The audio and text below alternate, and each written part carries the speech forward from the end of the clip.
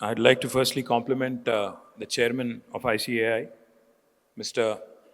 Charanjot Singh Nandaji.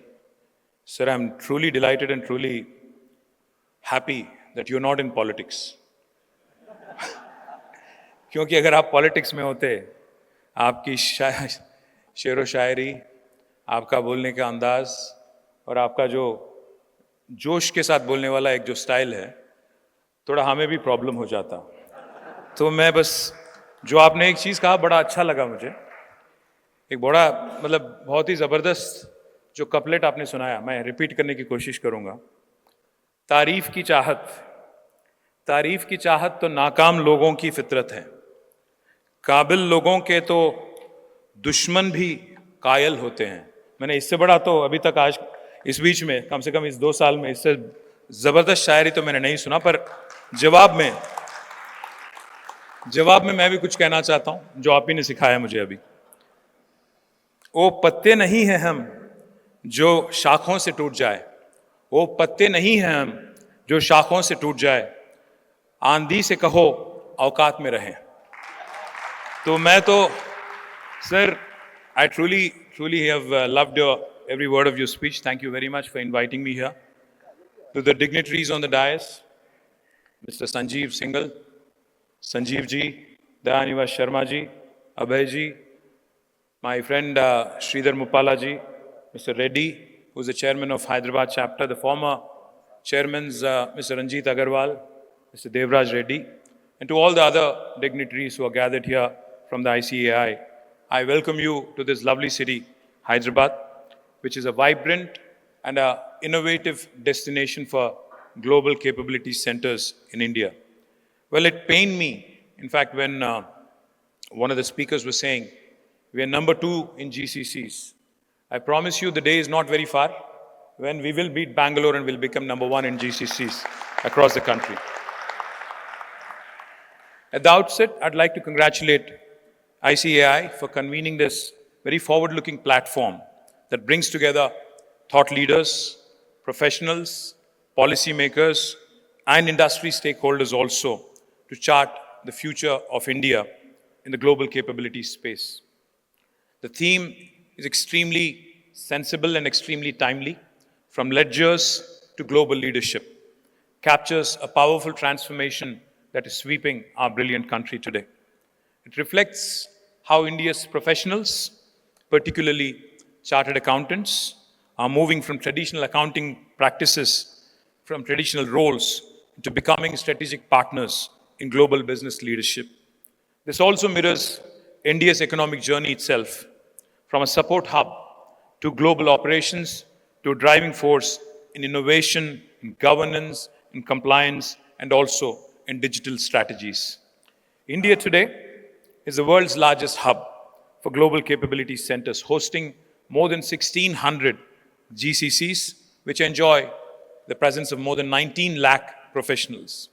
By 2030, by the end of this decade, this number is expected to cross 2,500 GCCs with more than 5 million, 50 lakh professionals contributing an estimated $100 billion worth of USDs in value. Most important sectors such as banking, pharma, healthcare, retail, and technology have made India their global base for innovation, finance, risk management, analytics, and digital solutions. This success is primarily driven by the availability of abundant talent, cost competitiveness, of course, policy support, and above all, unflinching support in Indian professionalism. Our host city, Hyderabad, is, of course, one of the most important GCC destinations in the country, with more than 350 GCCs which are already operational and upcoming. More than 500 plus Fortune 500 companies also have chosen Hyderabad, not just for its infrastructure, but also for its progressive policies, skilled workforce, and innovation ecosystem. When we were in government for the last 9.5 years, from 2014 until the end of 2023, we did our best to also ensure that the vibrancy and the innovative edge that this city has is constantly upped. We brought in unique policies. One of the policies that I would like to mention on this platform so that you understand that innovation is not confined to technology sector, but innovation and disruption can happen even in governance. Our leader, the first Chief Minister of Telangana, Shri KTR, believed in one simple philosophy. He always told us from day one till the very last day we were in government. He said, move away from putting all the faith and putting all the responsibility on an individual. Go to the institutionalized approach. Instead of relying on an individual, अगर एक individual अच्छा काम कर रहा है, वो जब तक वहाँ रहेगा, काम ठीक ठाक चलेगा. पर वो individual अगर हट गया वहाँ से, फिर एक बार you'll have to start from square one. So he always told us, move away from that process where you completely rely on one individual, take the institutional approach. The second thing he said was move away from a people approach to a process approach, institutionalized change. That is something we truly believed in.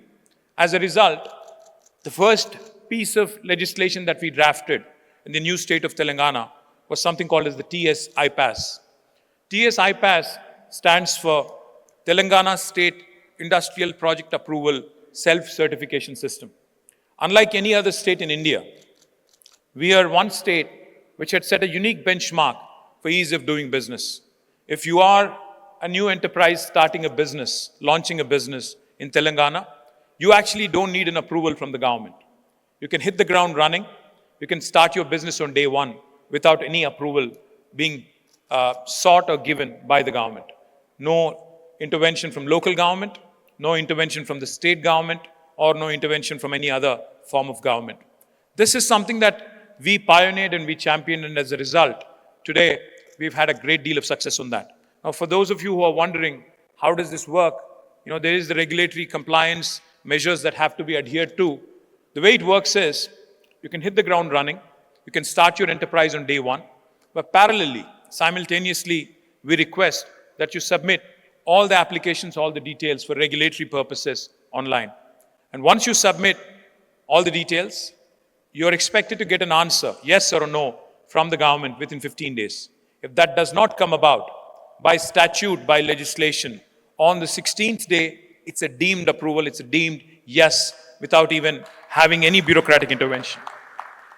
And the statute, the law also empowers the government to levy a sum of rupees 1,000 as a penalty on any bureaucrat who's responsible for holding up the clearance, the industrial clearance. I was in New York after we launched this new act, this legislation. I was in New York City meeting some of the top consultants in the world, Deloitte, the large consulting companies across the world. KPMG's chairman I met with. So in New York, I was making this pitch saying, no other Indian state offers you this. He smiled at me and he said, no state in the United States also offers you this. So this is something that is truly innovative, that is truly disruptive.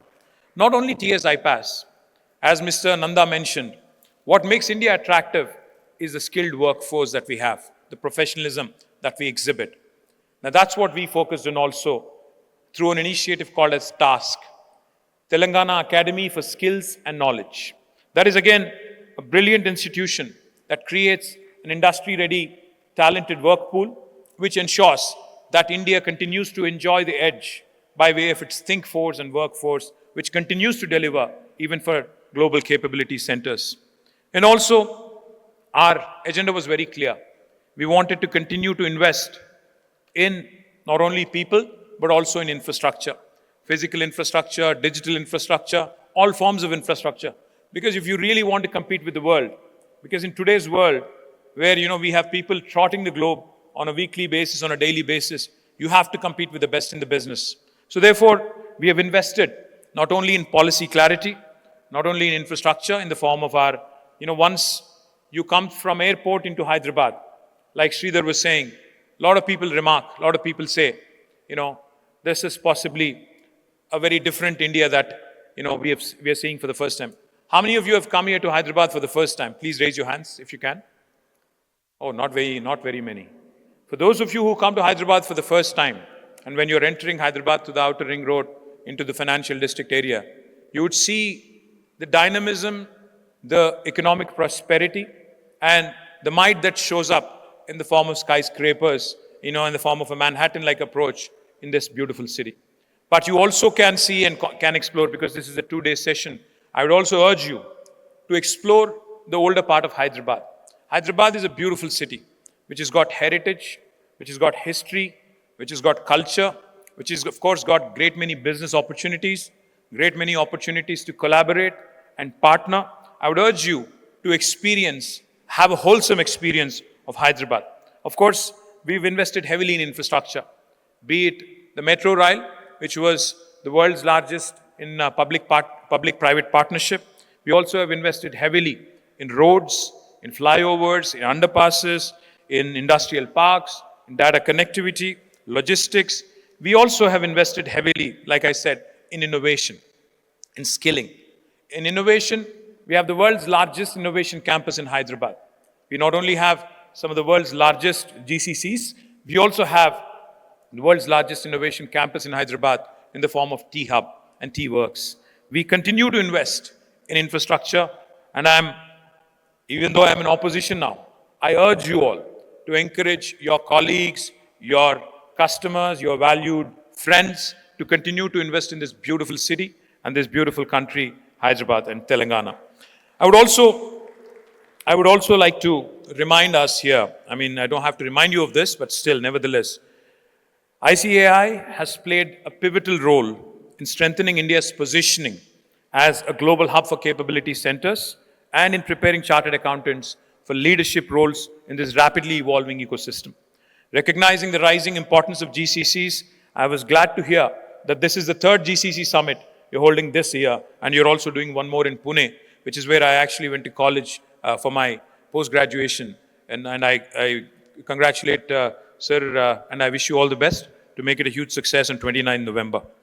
Also, I would compliment ICAI on taking a number of focused initiatives, including the establishment of a dedicated GCC group, and as was mentioned earlier, engaging with industry stakeholders and continue to focus on research-driven insights to provide a roadmap for the future as well. Furthermore, I was also informed that ICAI's role is not limited to professional development alone. You've also emerged as a key partner in policy advocacy. That's extremely important, because India is a very interesting country where you have the union government dictating certain policies, and then you also have state governments which have significant autonomy when it comes to attracting investments and making investment offers. It's important to also engage in policy advocacy. It's important also to engage in collaboration with the states, working closely with union government and ministries there, and also ensuring that you work closely with state governments is equally important. I would urge Mr. Nanda and his team to also start looking at Tier 2 and Tier 3 destinations in India, because the day is not far when India will also have high-speed rail connectivity, where you could be sitting in Hyderabad, but you could be working in Adilabad. You could be sitting in Hyderabad, you could be residing in Hyderabad, but also working in a Mehboob Nagar or Khammam, and you could be traveling, because it's just a matter of it's a toss-up between distance and time. I would urge you to consider, because we've already invested significantly as a government in Tier 2 locations in building infrastructure. I would also like to make a comment and request you to possibly collaborate with agencies like TASK to start skilling initiatives, to start more and more engaging initiatives so that you can continue to create a pipeline of talent. What makes ICAI, I was talking to Sanjeev ji and Mr. Dayanivas Sharma and Sridhar, of course, have been guiding me constantly. What makes ICAI uniquely valuable? It goes beyond the technical expertise that you offer. The integrity, the ethics, and the commitment to governance is something that has become a very, very strong differentiator, which is what Mr. Nanda was alluding, कि Atlanta में जाते हैं हम, Los Angeles जब चलते हैं या Riyadh चलते हैं, the kind of value, the kind of respect you get is primarily coming from these, and I hope you continue to hold on to these brilliant values.